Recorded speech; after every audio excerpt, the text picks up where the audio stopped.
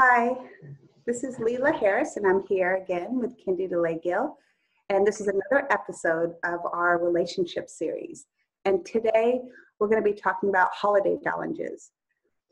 And right now in the U.S., I live in the U.S., Kindi lives in Canada. So in the U.S., we're having Thanksgiving today. So I know I had Thanksgiving lunch or dinner with my family today. In Canada, the Thanksgiving is in October, right? Yeah, we've already had it. Yeah. But we both have the upcoming Christmas celebrations or holiday celebrations and the New Year's. So there's a lot that's going on for people as far as the challenges that come up. Yeah. It's a shame we're addressing just the challenges always. Yeah, we'll try to end it on a light note. But the reason that we focus so much on challenges on these videos is that's where the area of the opportunity of transformation is, looking at the challenges. Mm-hmm. Yeah.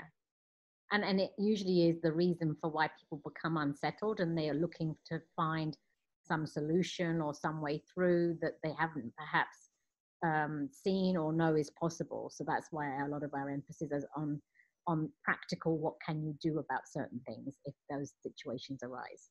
Absolutely. Yeah, and that's where the empowerment can grow, and the strength and the self-awareness. Did you have questions that were around the challenges for holidays? Because I know that you had audiences sort of helping to pose their issues. Yeah, I had several people message me. There's a few around obligations. So why don't I'll just read a few related to that. And then do you want to talk about that and then go to the other ones? I think that will be easier than just reading them out, all out. So someone asked me to speak to feeling obligated to give gifts. Mm-hmm. And someone else mentioned feeling obligated to spend time with family. Mm-hmm. And then also pleasing the spouse that wants the perfect holiday, but ends up disappointed every year. So that's sort of connected to obligation as well. Mm-hmm. People pleasing or pleasing someone. Yeah. I mean, I noticed if you go back to Thanksgiving, the last Thanksgiving that we had was, I think it's around the early part of October. It always coincides with my daughter's birthday. And one thing I noticed this particular year was once you start doing things on a sort of a habitual basis, like Thanksgiving comes around, and then there's some sort of ritual or some routine, like it's a special dinner and it involves the turkey or whatever it does, and then that opportunity arises again. I had noticed this year that there's a sort of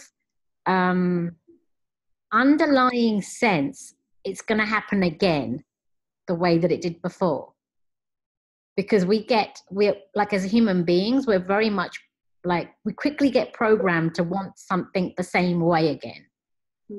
And so this year my daughter couldn't be here for Thanksgiving, and our son had flown in from Edmonton.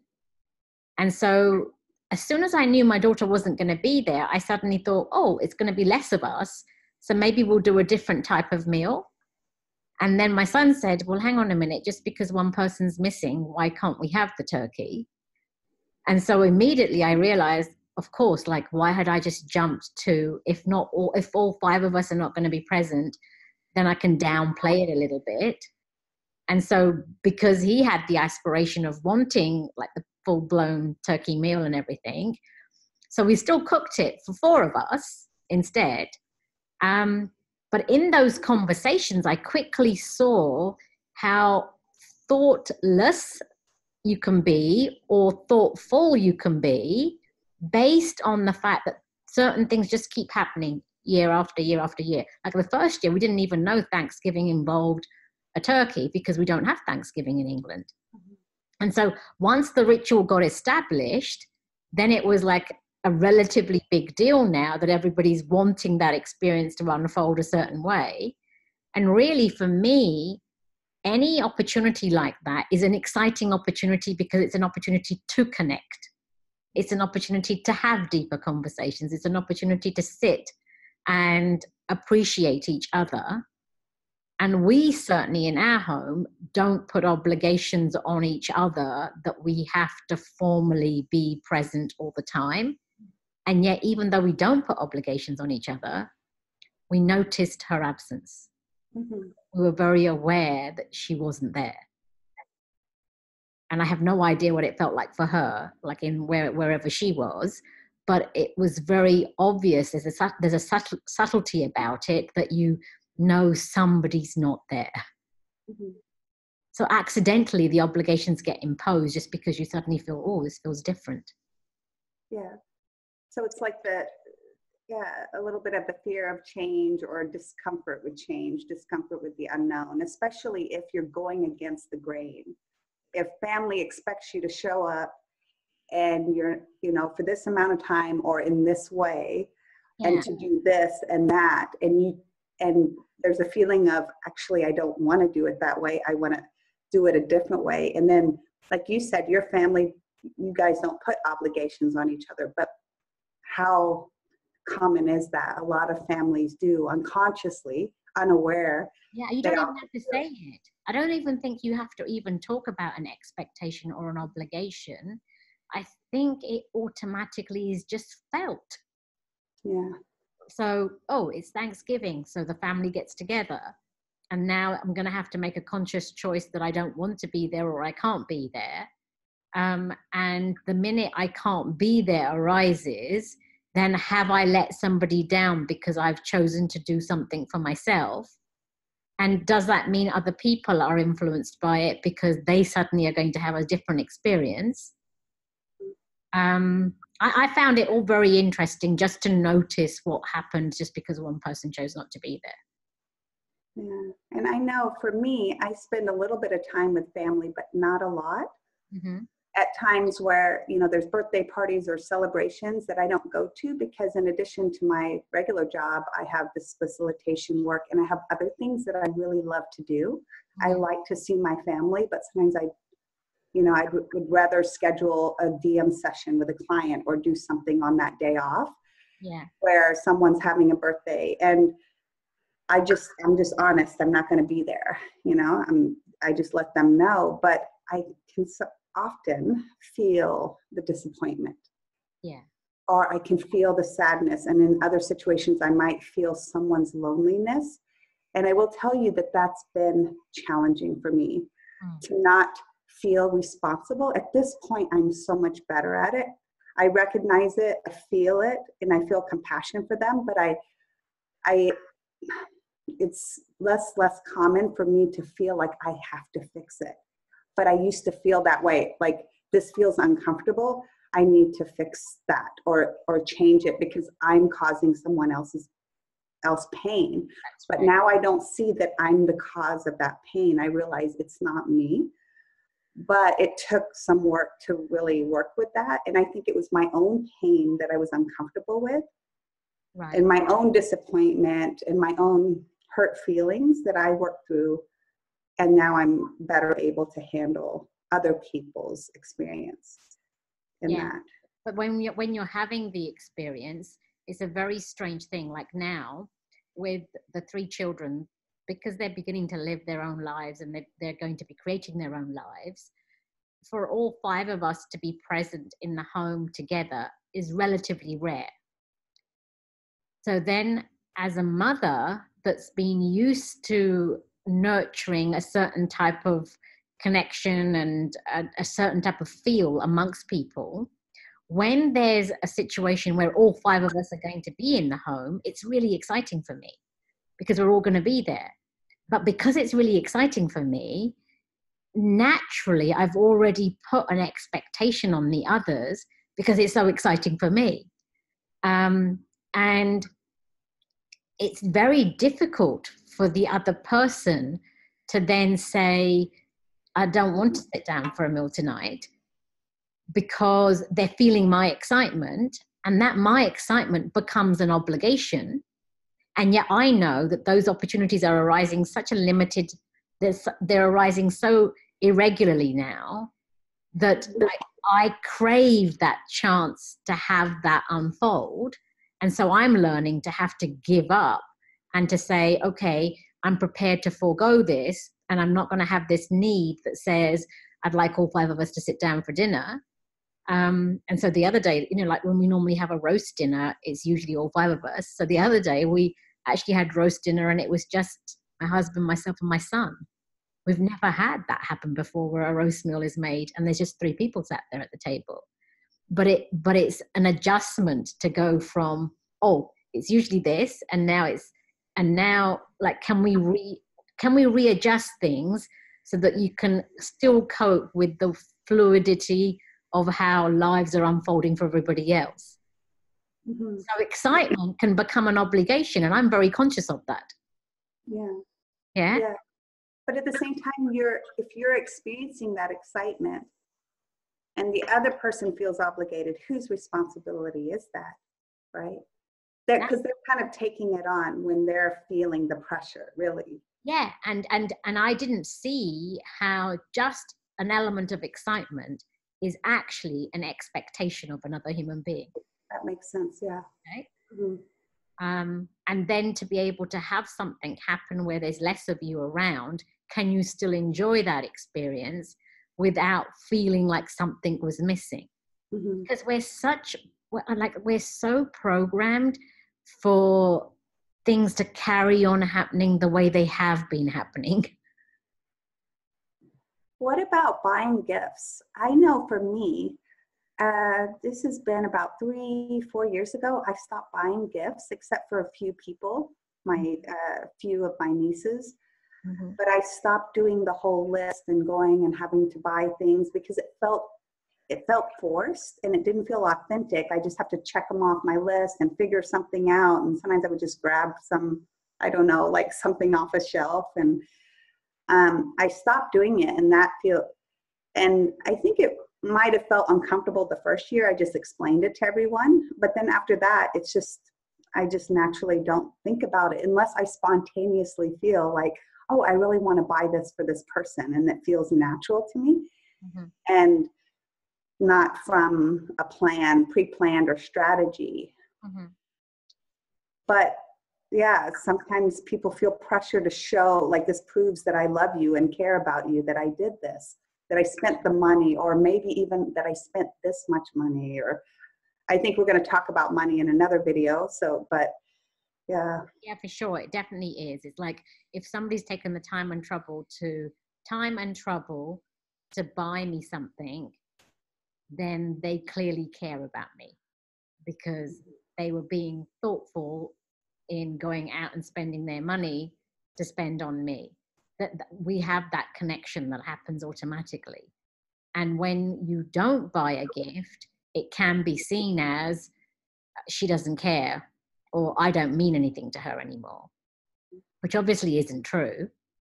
And I haven't been able to figure out the solution for Christmas yet, because over the years, I now buy less and less and less and less. It's just been a natural thing that I don't feel that great sense of urge to hand off presents in the way that I used to. And when I used to buy them with a big list and people that I had to buy for, it was stressful. Yeah. It was stressful buying things, not knowing whether they were the right things, whether they were going to be appropriate for that person, whether my choice was actually what their choice was, whether they would want to return it, or like handing a gift receipt and like all this type of stuff. It was extremely stressful. So then there came a point in time where I started giving money because it was easier than going out to buy a gift. But that's very clinical then. Like handing off money is very clinical. And the same thing's arisen even in my own home with the children as well. Like there was a time where I would just shower them with everything that I could imagine, like just the sheer excitement of watching them open gifts. And then it started to shift to know that their tastes were changing and I wasn't getting it right. And then it became giving money. Then the money part became like they're expecting it. Mm-hmm. And so when I started to sense that they're expecting it, I didn't want to do it. because then I felt obligated because there's an expectation. But I'm able to get away with a lot more flexibility around these things, Leela, because all of us are constantly communicating what's going on for us and honestly telling each other where we're at. Like this year, I didn't buy my daughter a birthday gift, and I explained why. And that was a big change for me and for her, but it required a conversation and then a mutual understanding. But when you can't communicate without being judged, it's really hard to break the mold of these things that are so traditional in homes. Yeah, but it's possible because we can kind of work with these, especially if someone uses the Dalian method, you have an advantage. You can work with the exact emotions, the thoughts, the guilt, the feelings of disappointing someone and the insecurity, but it does become an opportunity to look inside and seeing, okay, why am I doing something that I don't want to do? Yeah. Without judging ourselves, that we're, really exploring, okay, with that kind of open curiosity, what's going on inside me that I'm allowing someone to put that pressure, because we're really kind of giving our power away when we're doing these things, right? Because we feel like we have to, and then I have to face the person's, so we have to look inside and see, why am I doing this? But it is hard to do something that's different to what the masses are doing. Like if you're in a family and everybody's buying gifts and you choose not to, it takes a lot of courage not to, and it takes a lot of courage because you're going to be judged inappropriately and for the wrong reasons. So I think when it comes to these big things like Christmas or whatever, it's tougher to go against the grain than we really appreciate. Like a long time ago, when we had Christmas in England, often my husband would want to go on holiday at that time of year and not be there at Christmas. And I hated that. Like I really hated that because I wanted to be in that experience of the mutual exchange of gifts and to be there for that special day. And then as time went on, I didn't, like when we came to Canada, I totally disliked the fact that I was having Christmas with just the 5 of us, because I wanted it to be my siblings and my parents and the extended family, and I wanted there to be a massive big table. And that first year felt really, actually the first year I invited loads of friends and tried to make up for it in different ways. But then as the years progressed, I wasn't trying to make up for what I was missing in England so much, but it was a massive adjustment to go from, again, what I was used to doing to something new. Because I think there's a comfort in carrying on doing what we're used to doing. So if our mother has a tradition of a certain style of Christmas tree, I think the daughter carries on doing it for years on end, and then for her grandchildren, etc. I think it just carries on happening because there is an element of love connected to a traditional way of doing things. Mm-hmm. So I think this topic for me is particularly hard. Because breaking out of what's normally happening for the sake of just breaking out of it isn't worth it. But at the same time, breaking out of it because you feel obligated and you feel weighed down by it and you're not enjoying it is more honest. Yeah, and also that's a good point. Like, why are we? Yeah, why are you doing something different? Why are we? Yeah, but I think when people are making themselves sick or exhausted or stressed and just being in that really drained place, and still pushing themselves to fulfill obligations or expectations or whatever it is, then the price, there's a cost that they're paying for that. Yeah. And I think it's worth to look at and help yourself, whatever that looks like for you, to start working through those things. Yeah. Because if you don't have any joy during the experience, of going out and buying your gifts and doing everything else that you're doing, then definitely it's not worth doing. But it requires some very honest conversations, and it requires a lot of openness amongst all the people that are going to be communicating back and forth for that to land well. Otherwise, you're just going to end up with new form of judgment. Like one year, I remember with some nephews and nieces not being able to give them their gifts until January. And there was a lot of upset around it. And I got told, don't buy anymore, right? And so there was an obligation there that it had to happen by a certain date. So these lovely times of year can become ugly when somebody else's pressure is imposed on you. And then your ego reacts. Yeah. And also there's another thing as well. Some people like surprises. Other people don't. Like I love surprises, whereas Surinder does not like surprises. So for him to receive a gift becomes a massive problem because he doesn't like surprises. Interesting. Right? And some people like decorations. Like I love decorating and lights and bells and whistles and all that type of stuff. And with my son on his birthday, like he's not bothered whether there's birthday banners up or not. Like it really means nothing to him. Just a hug is enough. So that sensitivity to tune in to what a person actually wants is also another piece that we have to become aware of, because otherwise we're giving them what we would want for ourselves.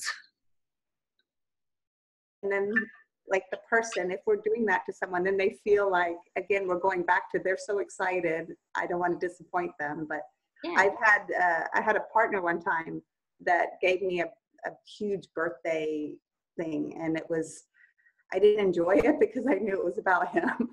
And and he went through so much stress to give me this thing that was, so and sometimes we can get caught up in what I'm giving to the person, and that's good to be aware of. So, because then we're setting up ourselves for disappointment that the person doesn't appreciate. That's right. What we did. That's right. When we're kind of setting ourselves up to experience that. Let me read off. Yeah, it's a shock as well. It's a shock because you don't know how somebody else is going to react. So the first time when you do something, it's your first moment to actually get a better understanding of how they function. Yeah. What else have you got on your list there? Well, expectations that every interaction be meaningful. And that goes into expectations and wanting it probably to be special with family, perhaps. And here's another one, and I'll read this one the way she wrote it to me. I compare our lives and feel stressed that they won't think ours is good enough. And I think she's talking about her and her spouse. And we have to all blend them together somehow when we spend time together. What food to eat, what time to eat, how to behave around children, etc. I often worry if I'm doing what I'm supposed to well enough. And I think that you covered that a little bit about, connecting with other people and they're wanting something different, and different things make people happy. And that this isn't something I've had to really deal with, as, you came from this big family and now you have your own family. So I think you have a lot more experience in navigating this than I do. Yeah, except with the blended situation, I don't have any experience around that. But all I know is that we're all quirky, right? So we all have our varying tastes. So like particularly in my home, like one person likes the gravy a certain way, another person likes the potatoes a certain way, or whatever it might be. So when you get a big function and everybody's coming together, catering for all the varying needs can become extremely stressful for the person who's cooking. So that's the only time where you have to have like a bit of a baseline of what can sort of go with everybody. And I think, again, like when it came to our life in England, we always knew that around lunchtime we were going to have a gathering, and it would be lots of sort of hors d'oeuvres type of food, and then our dinner would be in the evening, and it would be approximately a certain time, and the Christmas presents were going to open at approximately this time. Like there was somehow an untalked about agenda, and then the desserts came out a certain time, and somehow we all just followed that. Mm-hmm. So even though we alternated and we moved houses and different people, different families would actually be the host family, we all just fell in line with the typical way of doing it. And I don't know whether every generation therefore enjoys that or not. I certainly know that my own children absolutely loved that experience of coming together and the variety of things that happened. I can't speak for what happens when the underlying stuff is happening and somebody's not happy, or somebody doesn't feel, or somebody's getting the attention or not getting the attention. That I think is complicated. Yeah, it is. And I think, I forget the quote, but our teacher, Mada Eliza Dalian, goes something like, oh, I'll have to post it, but it's about learning your own lessons and keeping connected to what's going on with you, because every person is their own kind of unique universe. Mm. And if we're not keeping the focus on ourselves and what we're learning through the experience, then we could be missing many opportunities, because yes, it's so complicated. Mm. And you mentioned unspoken agenda. Yeah. Or maybe you could also say it as unspoken rules. And we only have a few more minutes, but I just wanted to speak to that. And you were speaking about it as in like it could be a positive experience, but I think also looking at what's expected of you that you just assumed or took on and that's not spoken but has been driving you. I think it's really good. It could be even a journaling experience too, because these things, if we really allow them to surface and bring more awareness, oftentimes, in my experience, sometimes more solutions come or more understanding comes just by looking at it and observing it a little closer, without necessarily needing to judge right or wrong or fixing it or how am I going to fix it. But it's like, okay, I've been doing this thing because there's almost this unspoken energetic rule. Okay, is this helping me? And, exploring these, again, to me, it's about self-discovery and exploration. Yeah, and to me, it's about joy. And these occasions when you come together with groups of people, it's about joy. Like for me, if you're having fun, then you're online, you're on track. If there's something that's causing you strain, that's when you have to look to say, okay, I feel uncomfortable in this situation. What is it that I feel uncomfortable with? And that's the part that I feel like the person has to take their own individual responsibility on. But that work requires a bit of maturity, and it requires a lot of honesty. And it comes down to those basic qualities. Like all of us, I've got so used to comparing ourselves to others. We've got so used to competing with one another. We've got so used to being jealous of one another. And so those three major things, and we've also got pretty much used to in family units to gossip about each other. So if you take those four qualities and look at them more seriously, ultimately every connection with other human beings goes really well if there's no judgment, no jealousy, no comparison, no competition, right? And everybody accepts each other for their uniqueness. When any of those other four things are in play, it's going to be an uncomfortable time. But if you're having that experience of jealousy or you're having that experience of comparison, then it's your responsibility to look at that and become aware of it. And the fears of people's judgments is also our responsibility, isn't it? I mean, yeah, it's not right to be judged. But people will do all these kinds of things. So the best way to deal with it is to strengthen ourselves, but looking at what can we do for ourselves instead of just remaining kind of in a helpless place where I'm just kind of going to be a victim of my family's judgments or this, maybe taking a more proactive step to helping ourselves.